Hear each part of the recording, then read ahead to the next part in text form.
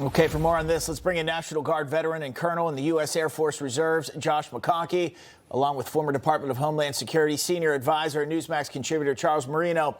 We also have former Republican congressman from the state of New York, Anthony D'Esposito, who is sitting right next to me on set throughout the show today. It's great to have all three of you here. Congressman, I'm going to start with you. All these challenges, all this blocking of National Guard troops to get to these cities and help out, which clearly we saw in Chicago over the weekend. They are under attack.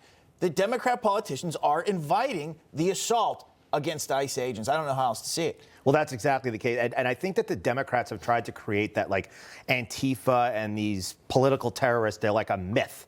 They're actually real. They are trying to cause damage and cause harm and cause violence in cities throughout the United States of America. And what I don't understand is every poll that you read and anybody you talk to on the street, for the most part, says that they want to be kept safe. They want to be able to walk free amongst their community and not have to be concerned about violence and political upheaval. And now you have a president who is saying, well, I'm not going to deal with that. I'm going to turn these communities, I'm going to turn these cities into safe havens. I mean, look what President Trump did in just a short amount of time in our nation's capital. He made that place safe so people can go and view our nation's capital, view the monuments, view the halls of government, and not have to worry about being caught in the crossfire. But yet Democrats are saying, well, no, we don't want the communities any safer. And it's so ridiculous that they have this such bad case of Trump derangement syndrome, that they're not realizing that the people, the Democrats, that the people that they're representing,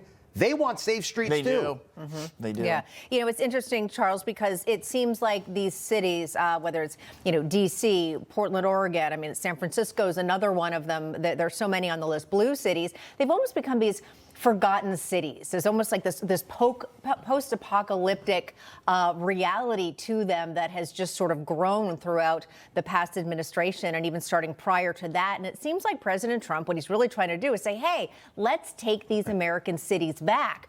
But my question is, besides having TDS, why do you think the Democrats don't want that to happen? Why did they let it get this bad in the first place? Well, this is truly what they believe in and the groups that they want to protect, which is why in these sanctuary cities, we see all of these groups morphing together. Look at what's happening in Chicago and Portland.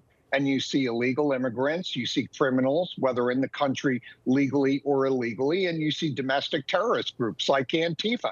These are the groups that Democrats want to protect and prioritize. And look, as far as what they're doing with the courts, we have seen the courts more and more come down on the side of the Trump administration because of the totality of circumstances.